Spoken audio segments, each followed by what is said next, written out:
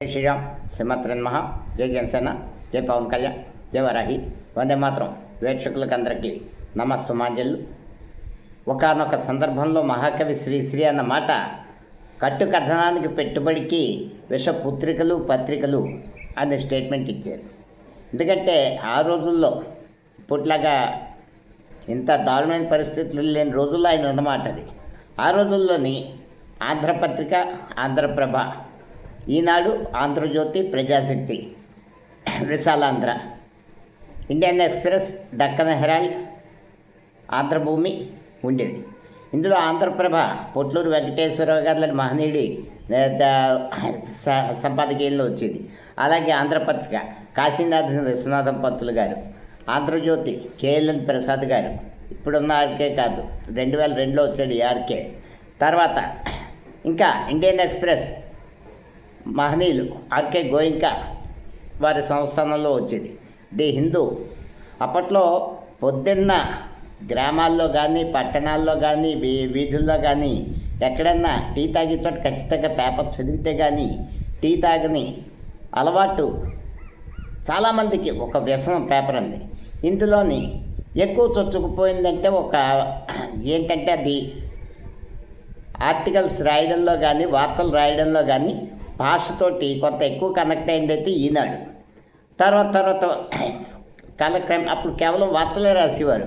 ఈరోజు పలానా చోట ముఖ్యమంత్రి కార్యక్రమం ప్రతిపక్ష నాయకుడు విమర్శ చేసిన అంతవరకే న్యూస్ వచ్చేది.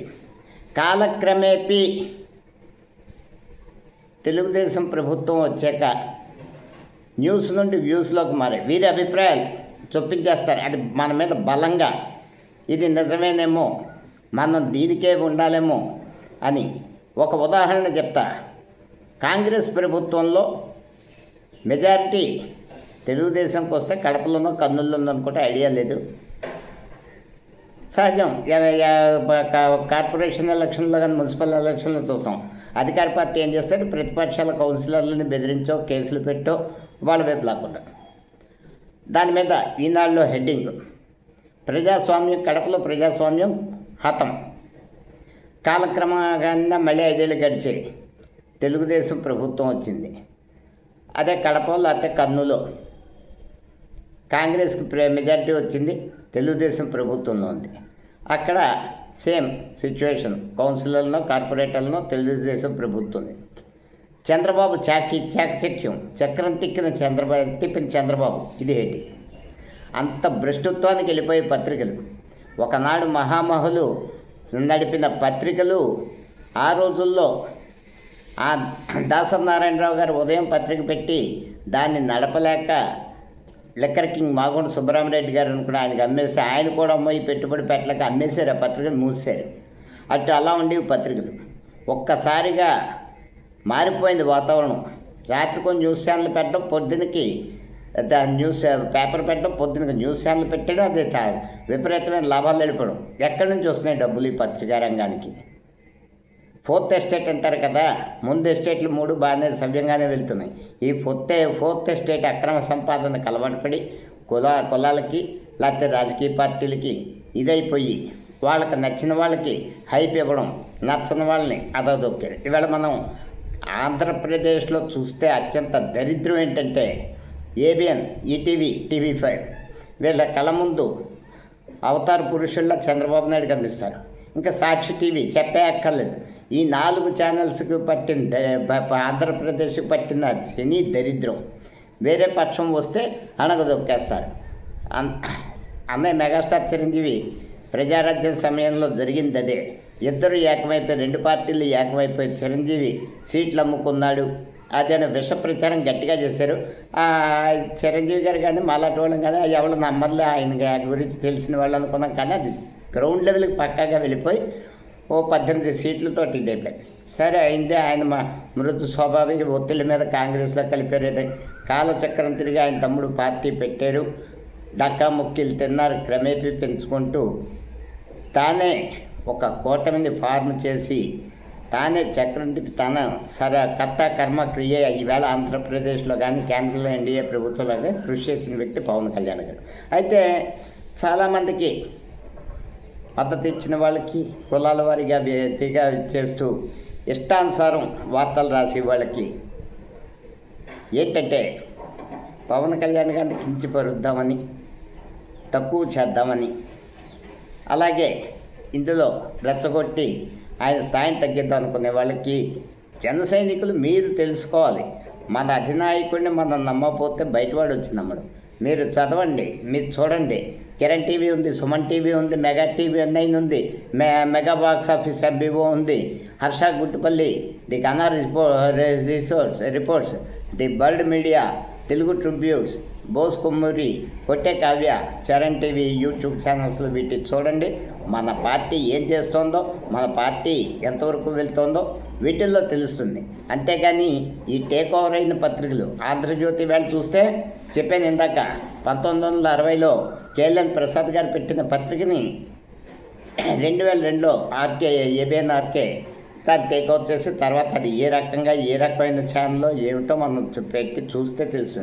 ఆత్మస్థుతి, పరనింద, కులాధిపత్యం, తమ కులం గొప్పది, మిగిలిన కులాలు, ఇది ఆ 3 ఛానల్స్కి. అలాగే అటువైపు ఇంకా ఈ మూడింటికి కలిపి మిక్సీలో రుబ్బినట్టు ఇంకో ఛానల్ వైసీపీకి. కాబట్టి వేళ పత్రికా రంగం, ప్రభుత్వం నుండి పత్రికా రంగానికి సహకారం ఎందుకు ఇవ్వాలి? ప్రకటనలు కానీ, లేకపోతే ఇంటర్మ్ రిలీజ్ ఫండ్స్ కానీ ప్రభుత్వాల నుండి ఇవ్వడాన్ని సుప్రీంకోర్టు ఖచ్చితంగా వ్యతిరేకించాలి. ప్రభుత్వ సొమ్ము ప్రజలకు వాడాలి కానీ వ్యాపారస్తులు పత్రికలకి, హాస్పిటల్స్కి, వీటికి ప్రైవేట్ హాస్పిటల్స్ కానీ వీటికి ఇవ్వకూడదు. ఖచ్చితంగా పత్రికల్ని వార్తలు రాసే విధంగా ఉండాలి కానీ అభిప్రాయాలు చెప్పి బురదలు క్యారెక్టర్ అసాసినేషన్ ఇప్పుడు పత్రికలు చేస్తుంది. ఏంటంటే లేదా బయటకు ఒకడు వచ్చి ఇచ్చేసాడంటే ఈ సైడ్ వాయిస్ ఓవర్, అది కూడా గొప్ప గొప్ప వాళ్ళతో చేస్తారు. ఆంగికం, వాచకం, అది చాలా అమ్మో మన ఎమ్మెల్యే బాగా సంపాదిస్తున్నట్టు కదా అని నోర్లు నొక్కుకుంటున్నారు జనం అంతా. అమ్మ పేపరు న్యూస్ ఛానల్లోనే ఆ నోరు నొక్కున్న వాళ్ళని చూపిస్తావా, నీ దగ్గర ఆధారం ఉంటుందా ఏముందా అంటున్నాను. ఓ బురద జల్లేస్తారు. ఆ ఎమ్మెల్యే చర్చించాడు, వసూలు చేసాడో లేదో తెలియదు, ఆడి పేరు చెప్పి ఎవడో వసూలు చేసాడు. ఇలాగ క్యారెక్టర్ రాసేసిన మీకు నచ్చకపోతే రాసేయచ్చు.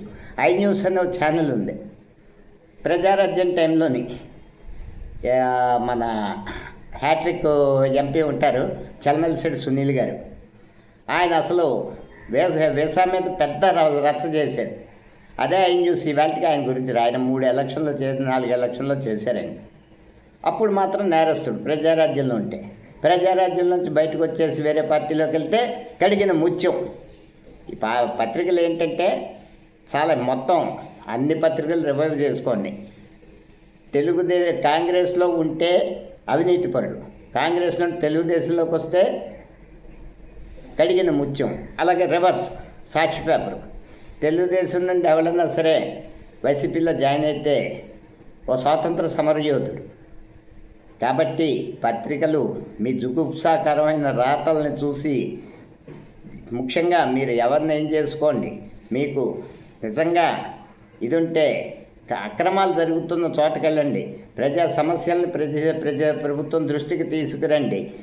ఇసుక మైనింగ్ ఇంకా ఇతరత్ర ఎన్నో అక్రమాలు జరుగుతున్నాయి. వేళ ఆ అక్రమాల మీద నిఘా పెట్టి బహిర్గతం చేసి వాటి మీద ప్రభుత్వాలు చర్యలు తీసుకొచ్చిన నాడు మీరు పత్రికలు అంటారు కానీ, న్యూస్ ఛానల్స్ అంటారు కానీ, లేకపోతే మిమ్మల్ని న్యూసెన్స్ ఛానల్స్ అంటారు తప్పించి మరేం కాదు. మీరు న్యూస్ చూపించండి, మీ వ్యూస్ కాదు. మీ వ్యూస్ని బలవంతంగా జనాలను ఎత్తికెక్కండి. జనాలకు ఏది కావాలో అది చేయండి. కానీ మీ అభిప్రాయాలు, మీ బంధుప్రీతి, మీ కులపక్షపాతం, మీ అధికార భాగస్వామ్యాన్ని ప్రజల మీదకి రుద్దొద్దని కోరుకుంటూ వందే మాత్రం. జై హింద్.